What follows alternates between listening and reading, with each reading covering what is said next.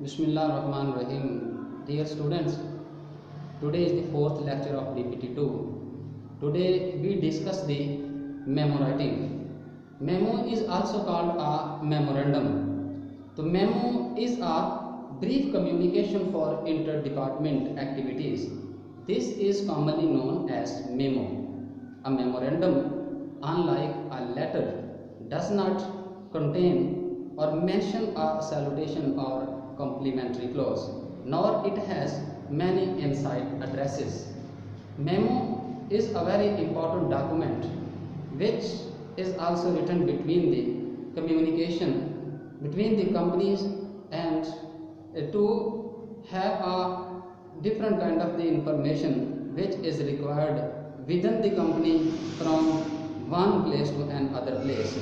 So first of all, we should know what is the purpose of the memo.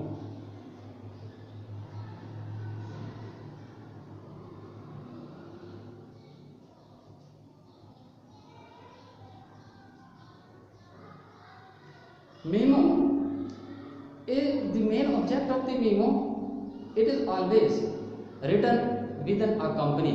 You will send a memorandum. Memos are used to communicate with other complies may be located whether in the same office or in the same building or in a branch office many miles away. So definitely it is a special kind of the document which is used for the mutual communication within the company. It also can be very close to you and it can also very far away to you. So first of all, we should write in a way we should know what is the tone of the memorandum.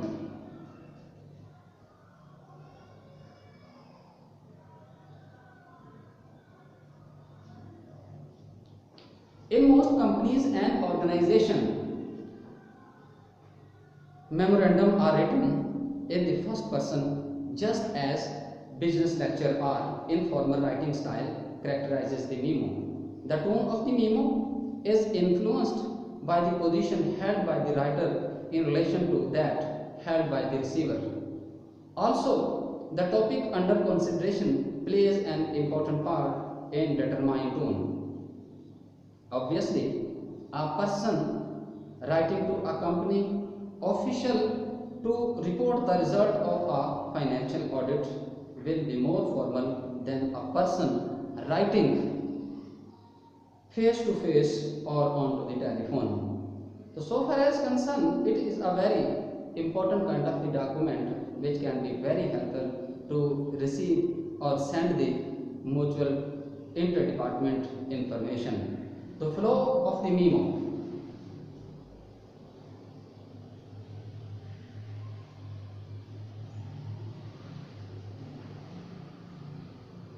A memorandum may be sent upwards, downward, and horizontal or in organization.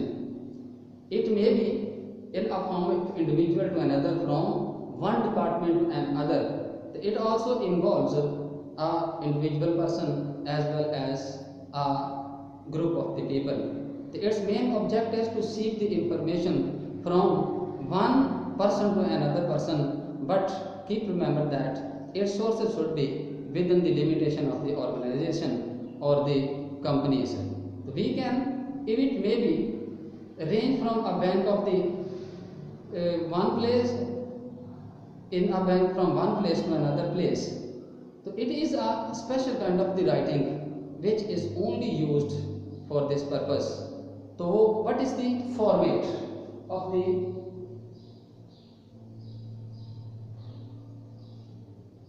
the memo? Memorandum format will be vary slightly according to the degree of formality required and the organization's policy on matters like filling and authorization of the memoranda by the writers. So memo writing is a very special kind of the fun. So we should have a complete efficiency in this writing. So first of all, you write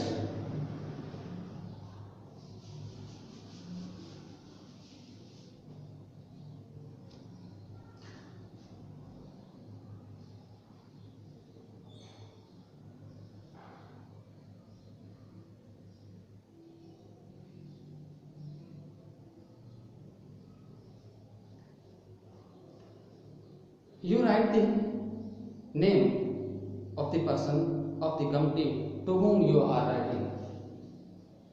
To fill. Then from.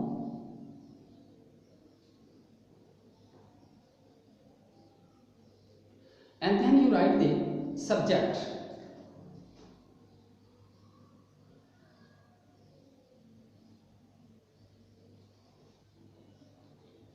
What is the subject of this memo? What kind of the information you are required by the other person, by the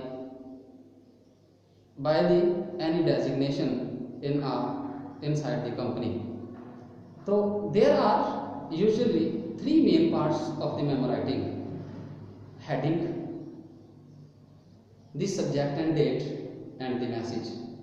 And then you keep the main idea of your message. Main idea of opening paragraph should be consist of the one sentence or more than one sentence. The reason for writing and context of the message, and next including appropriate details. In explanation, you must give a complete information which you required. And now to whom you are writing have no any kind of the ambiguous words about your writing. Now in the end, closing.